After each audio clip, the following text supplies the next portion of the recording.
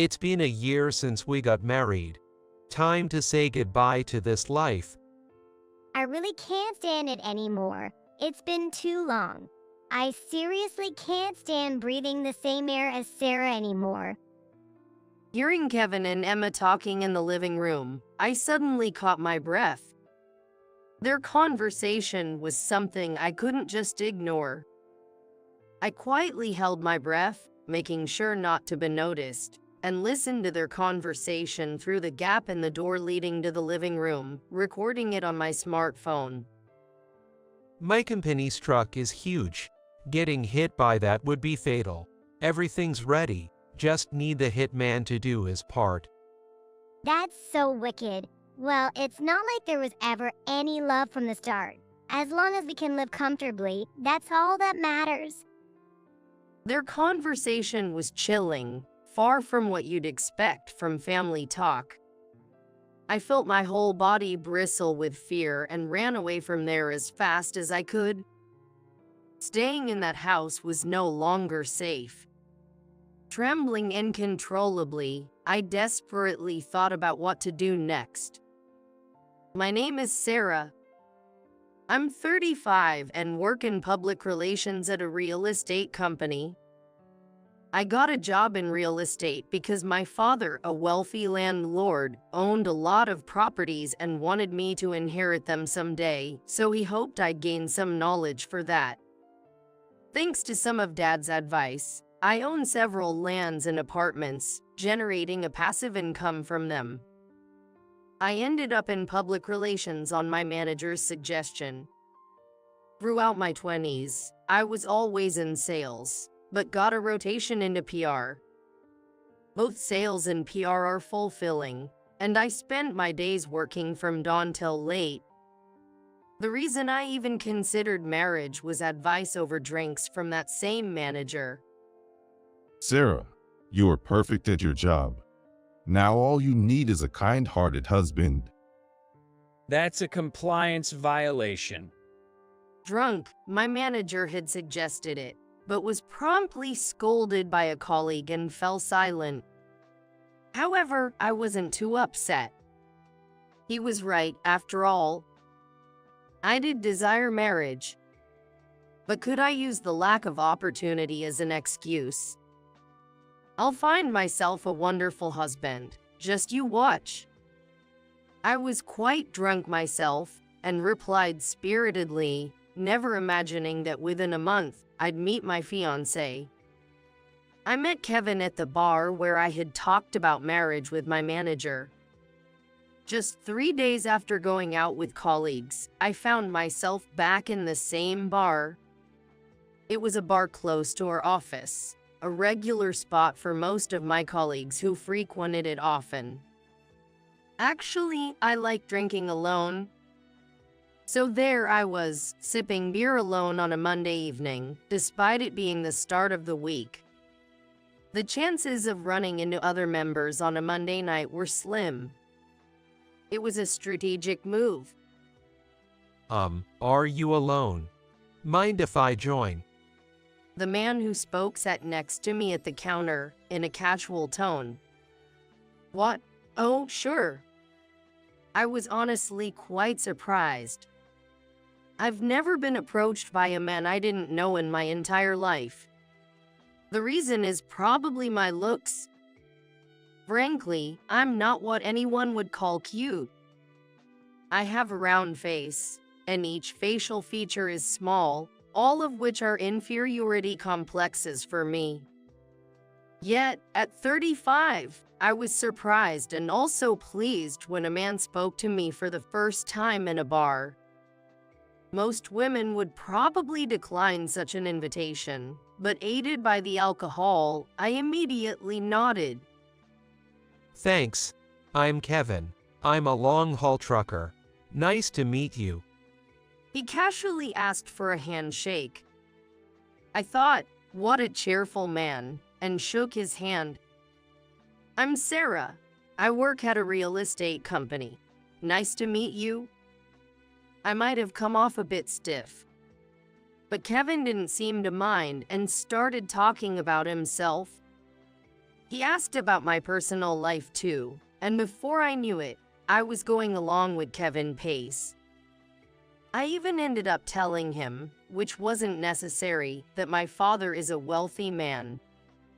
While we were talking, I found out that Kevin and I were the same age. I was so happy that I ended up sharing things I normally wouldn't with someone I just met. I'm embarrassed to say I've never been in a relationship with a man. At first, Kevin was taken aback by my words, but then he casually said, "Then, why not go out with me?" And I was utterly astonished. What? But Why not? Think of it as practice.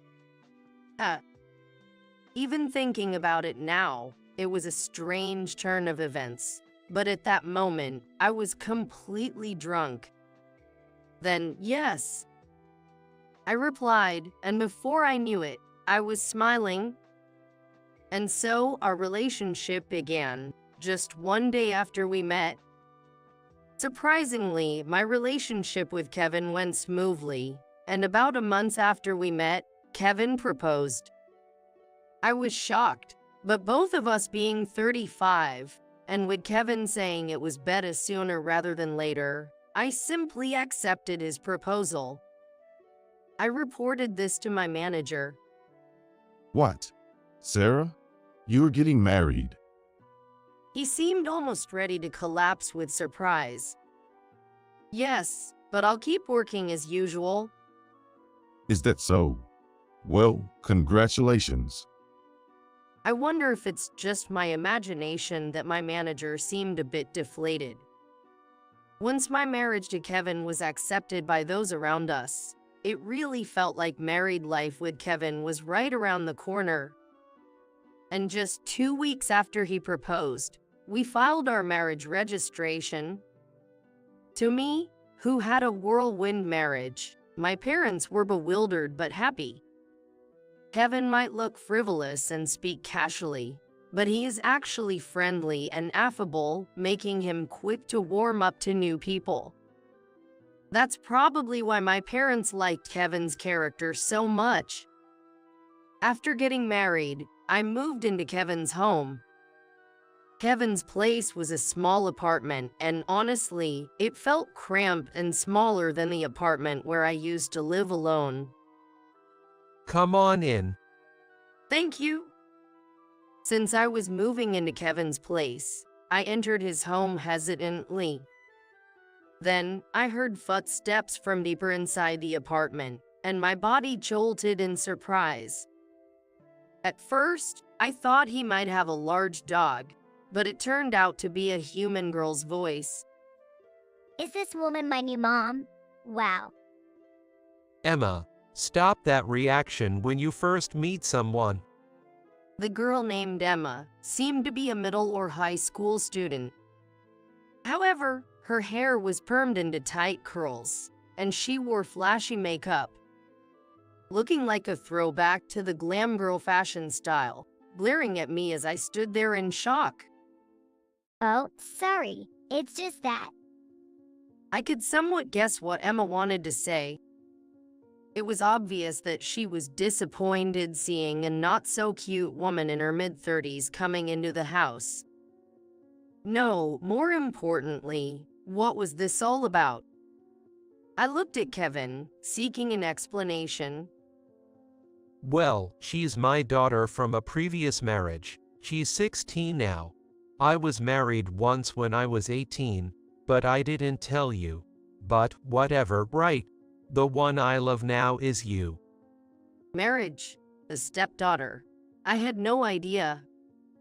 The shock I felt then was indescribable. It might be classified as marriage fraud, but having just gotten married and facing this obstacle, my mind was only filled with confusion. Well, I'm going out to hang with friends. Watching Emma leave the room swiftly left me to ponder alone. Sarah, make some dinner. But Kevin didn't give me a chance to think, and just like that, I started this distorted married life. Even though finding out Kevin had a daughter was completely unexpected, after calming down a bit, it didn't seem all that bad. At 35, I might not have my own children, and since Emma is already a high school student, it's not like I have to raise her. I tried to think about it in as positive a light as possible. However, our married life faced other issues. About 3 months into our marriage, I started to wonder about the lack of intimacy at night. Come to think of it, we hadn't been intimate even once during our dating period. Though if we had been married for years, it might be understandable, but we were newlyweds. It was honestly lonely that Kevin didn't seem to desire me. Kevin, being a long-distance trucker, had varying hours at home. But we didn't always have different days off, and on his day shifts, we'd normally go to sleep in the same bed at night. Compared to other couples, our schedules might not align perfectly, but the complete absence of marital intimacy made me wonder if I lacked appeal. After much worry, I tried to subtly initiate intimacy, but he just brushed it off with "Sorry, I'm too tired today. Maybe another time."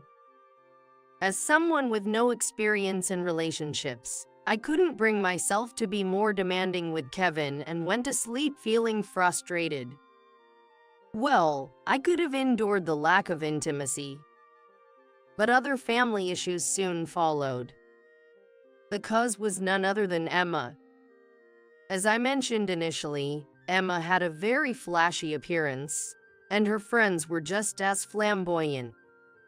I was often called by Emma's school because she and her friends were behaving poorly. The teachers, knowing I was a stepmother, showed some sympathy, but Emma looked indifferent even as I got scolded on her behalf. Why me? I was truly shocked. One day, knowing that Emma was bringing friends home gave me a bad feeling. When I got home from work on a Friday night, there was Emma with 3 friends in the living room, sitting cross-legged, snacking on junk food, and sipping sodas. Of course, they were the usual flashy group. That alone would have been fine, but there were crumbs scattered on the floor and juice spilled on the rug, leaving stains. That rug was a recent purchase. I really loved it and thought it was perfect for starting our married life, so I had spent a lot of time picking it out at the store. This really made me angry, and as I forced a smile and said hello, a stream of scolding poured out despite my efforts to remain composed. "If you spill snacks and juice, could you please clean it up? You all are the same ones who got scolded at school recently, right? You better start changing your attitudes, or you're going to face tough times as adults." As an adult, I felt it was my duty to teach these kids some manners. With that intent, I spoke in what I believed to be a gentle tone, trying to admonish them kindly. Despite my words, none of Emma's friends showed any signs of remorse on their faces. Instead, they looked at me with curious gazes and whispered among themselves, Is this that Sarah? You? Didn't we see her last time, when we got called to the office? Oh, really? We've been called in so many times I forgot. That's hilarious. Seriously though, Sarah is like an old lady, and not pretty at all. Why did Emma's dad choose her? Their conversation was unbearable to hear. I was particularly shocked by the comments made by the third girl. I'm aware that I'm not particularly attractive, but such comments shouldn't come from my daughter's friends. However, getting upset about her words would be immature, so I stayed silent. Hut, you can't even respond, you know it's true. Even Emma threw mocking words at me, and I couldn't stand being there any longer, so I decided to leave the house. Meanwhile, Emma and her friends were clapping their hands and laughing crudely. Why do I have to feel ousted from my own home? Cursing this unfair fate, I wandered aimlessly outside until Emma's friends left for the day. This way of life continued for about a year. I have not had any marital relations with Kevin since we got married. Emma still refuses to acknowledge me as her mother, always giving me cold looks.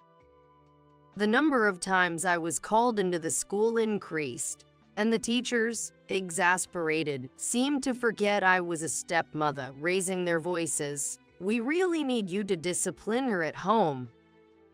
I'm sure the teachers were tired of repeatedly dealing with similar issues. Every time I was called about Emma, I couldn't help but think, why is this happening to me? This was my daily life, but soon my marriage would end in an unexpected way. It was a certain Wednesday evening.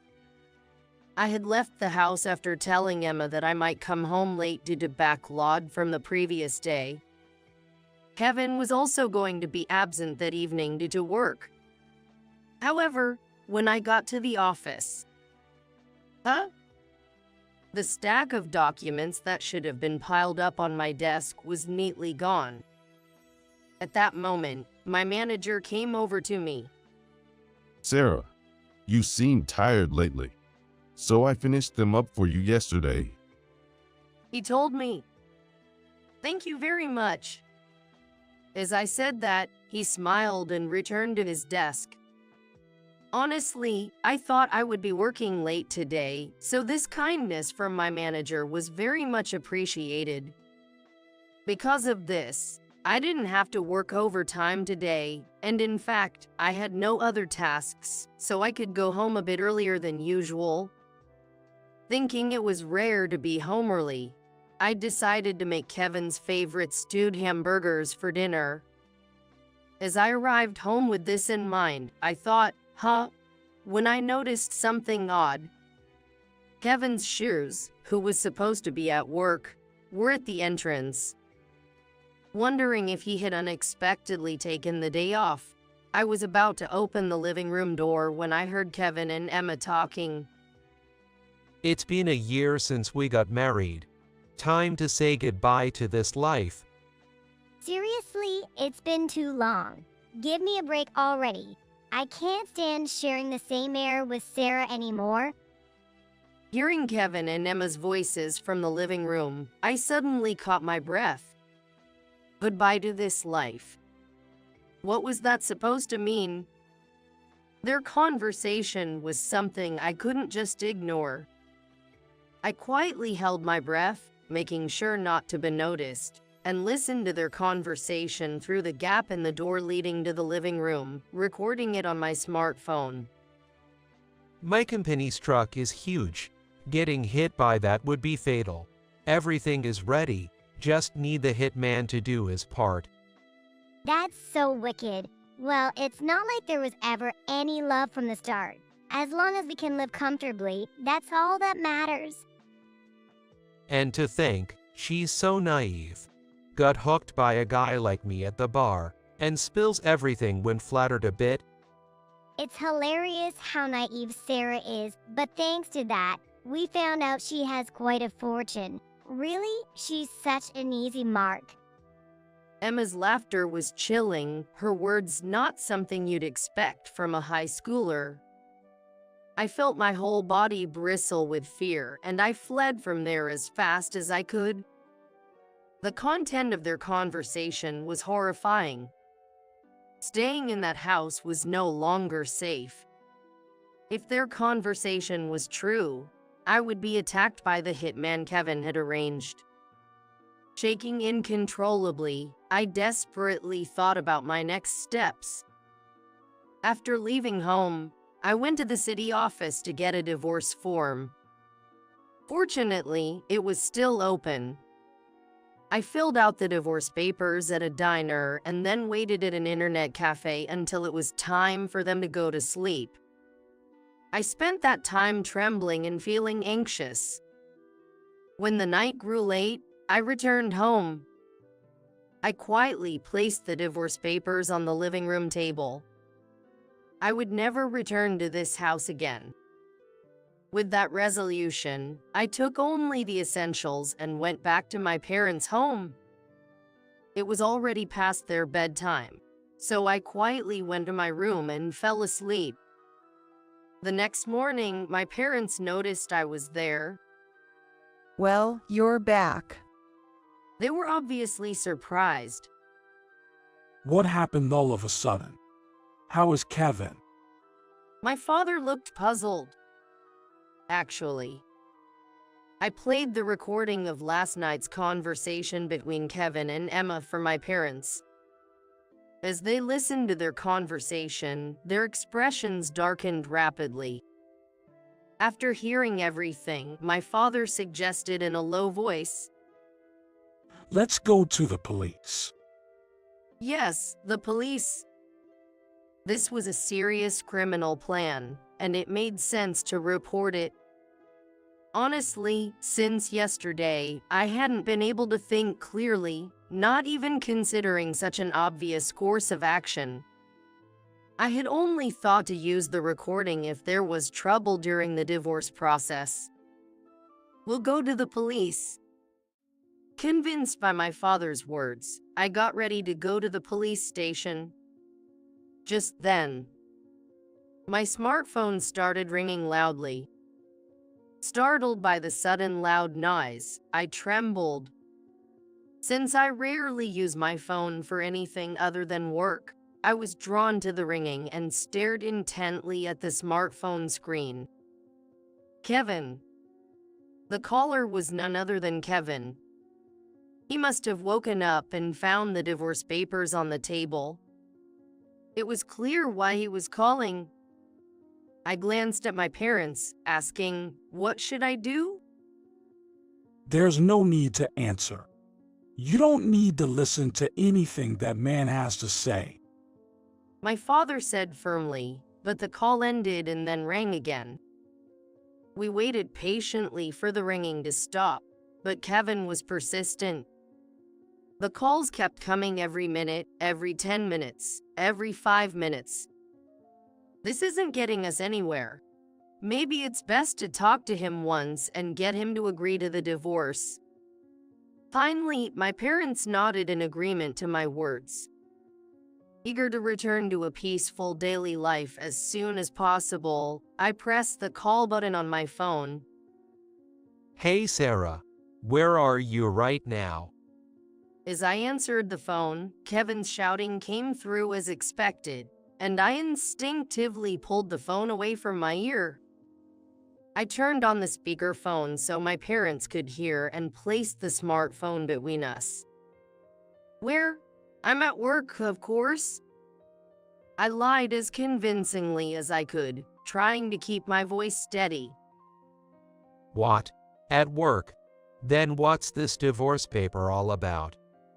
I came back late last night and just left the divorce papers on the table before going to bed. We haven't been fighting much. Or have I cheated? So why is divorce suddenly on the table? I could feel Kevin's irritation in every word. Indeed, as Kevin said, we weren't a couple that fought excessively, nor was there any infidelity. It's natural he would find it strange to be asked for a divorce without any apparent reason. But Kevin was the mastermind behind a plot with Emma to take my life. He must know about the terrible way Emma treats me. Yet, he has the audacity to act cluelessly about why I would want a divorce. I looked at my parents. I could tell they wanted to say something. Probably suggesting I reveal what was on the voice recorder. I had thought about just going straight to the police without saying anything, but with Kevin pushing me this much, I had no choice. It was time to let him know that I was aware of everything. With my heart pounding, I desperately held back my nervousness and decided to tell Kevin about what happened since yesterday evening. "Let me clear up a misunderstanding for you. I know what you and Em are planning to do." What are you talking about? Kevin feigned ignorance. but his voice trembled slightly. With this tone, I might be able to get a confession out of him. Feeling like a detective interrogating a suspect, I continued. I said I came home late last night, but that was a lie. Actually, I finished work early yesterday and got home around 5:30. You can imagine my surprise when I got there. Kevin's shoes, which were supposed to be at work from the evening, were at the entrance. I might have believed it was just a shift in work hours, but that wasn't really the case, was it? Slowly, with the relentless determination of a predator cornering its prey, I methodically confirmed each fact. So what? And why are you lying about coming home early yesterday? Why do you have to lie about everything? I could hear Kevin's voice getting more desperate over the phone. With a sense of triumph inside, I crafted my next words carefully. Really, by now you should have figured it out. But if you really can't imagine why, let me spell it out for you. Yesterday evening, I overheard you and Emma discussing your plan to kill me and take my inheritance. What? It felt like Kevin's breathing stopped, and the air around us froze. Kevin probably never dreamed that I had overheard his conversation with Emma yesterday. But the reality was that I had heard everything. What's going on? There's no way I'd think of something like that, right? Sarah, you must be misunderstanding something. Sure, I didn't have work yesterday and talked with Emma in the living room in the evening, but we were just discussing her school stuff. Sarah, haven't you been really tired lately? There's no way I would ever think about harming you. I love you so much. It seemed Kevin had decided to play dumb, boldly lying in an attempt to convince me. But of course, I wasn't falling for it. I don't want to hear insincere declarations of I love you. It seems you won't believe what I'm saying. So I'll send you the recording via message right now. Listen to it. I recorded your conversation from yesterday. What? This must have taken Kevin by surprise, as I could hear his shock over the phone. I quickly sent the infamous recording to Kevin. Kevin was silent for a while, perhaps listening to the recording. However, occasionally I could hear Kevin muttering things like gosh and why, which made me smirk, knowing I had successfully confronted him with the evidence. See, you understand now. That's the evidence. I'm planning to go to the police now. This is clearly a criminal plan. I'm going to tell them that my husband is plotting against my life, so be prepared. After Kevin finished listening to the audio data, I told him this in a matter-of-fact tone. Wait a minute. Police, what are you thinking? Even if this data is real, I haven't actually done anything yet. Look, let's start over. I won't think about weird stuff anymore. I'll talk to Emma too. She has always been rude to you, right? That's what you're upset about. I'll make her move out. But I don't have the money for her to live alone. Damn. I was planning to finally say goodbye to this poor life with your inheritance. Despite Kevin's apparent admission of his guilt, he didn't seem inclined to apologize. If there was real love, he would have acted with my best interests at heart.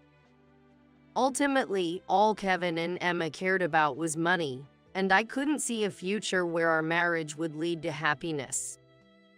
I had completely written him off. While looking into my parents' eyes, I took a deep breath. Kevin, who do you think you are? After deceiving me, you suggest we start over and sulk when things don't go your way. How corrupt can you be? And Emma, you're there too, right?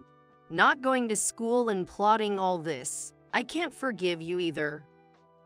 Yes.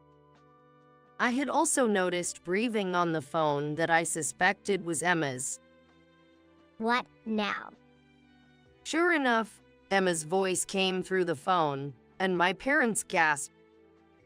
I understand you can't accept me as your mother, but I can't condone you bad-mouthing me to your friends and helping your father with his criminal plans. I'm planning to report you to the police too. Be prepared. What? Why should I go to the police? It's Dad's fault for being poor. What did you say? As the two began to argue like a family, I sighed in disbelief. Enough! Both of you, we're going to the police. By the way, my parents are here too, so there are plenty of witnesses. Now I'll leave the signing and submission of the divorce papers to you. I said this more decisively than usual, and Kevin protested. Hey, wait a minute. If you're going to the police, at least apologize here. Yeah. You ruined our future plans. Kevin and Emma said something utterly unbelievable. What? I couldn't help but let that slip out. It seems these two really aren't very bright. Finally, I let the anger welling up inside me burst out. Why should I apologize to you? You should be the ones apologizing. Never involve me again. Goodbye. Without waiting for a response from Kevin and Emma, I hung up the phone on my own terms this time. Phew, that was the right thing to do, wasn't it? Yeah, you did well. I can't believe Kevin turned out to be such a terrible person. Anyway, I'm just glad you're safe. Both parents let out sighs of relief. None of us thought that my marriage would fall apart in just 1 year. But obviously, I couldn't have continued to live happily with someone who was plotting to take my life. It's a sad outcome, but it's better than the worst-case scenario could have been. I've decided to think that way now. Kevin filed the divorce papers that same day, sending me a message saying, "We're divorced." The morning's phone call must have really hit him hard. Of course, I had a lawyer demand alimony from him. Later on, he even sent a pleading message saying, "Now that we're divorced, can we just forget about the police, please?" But I ignored all his messages and delivered the recording to the police the next day. Kevin and Emma were quickly arrested for their criminal plans and are probably being questioned by the police now. Kevin had mentioned using his company's truck to carry out his plan, but that also became known to his company. He had even discussed the infamous plan over the phone at work, and one of his colleagues who overheard it reported it to his supervisor. I'm appalled by Kevin's reckless behavior, but I am relieved that justice is served as a consequence of bad deeds. Kevin was fired from his job, of course. He intended to steal my inheritance and live a wealthy life, but instead, he's lost his job and now has to pay me alimony, forcing him into an even poorer life than before. If he hadn't been so greedy, he could have led a peaceful life. I hope he enjoys living in his own personal hell now. As for Emma, given her bad conduct at school, she was expelled considering her involvement in this incident. I think that's a fitting response. It might be inconvenient for Emma without a mother, but she's a high school student and old enough to understand right from wrong. This should be a good lesson for her, that one's bad actions will eventually be punished. I hope Emma reflects deeply while she is with the police. As for me, I've decided to stay with my parents for a while. I told my manager at work that I had divorced within a year. Really? Maybe it's my fault for pushing you into marriage. Sorry about that. Oh, but maybe this means I still have a chance. I was surprised when he said that so casually. But at the same time, I was truly flattered to discover that my manager felt that way about me. I had been thinking that I might take a break from marriage for a while, but I've known my manager for a long time and he's a kind and considerate person, especially towards his subordinates. Feeling that I could take my time to consider the future with him, I accepted his invitation for the weekend. I don't know what the future holds, but it's exciting precisely because it's unknown, and I'm grateful to my manager for reminding me of that.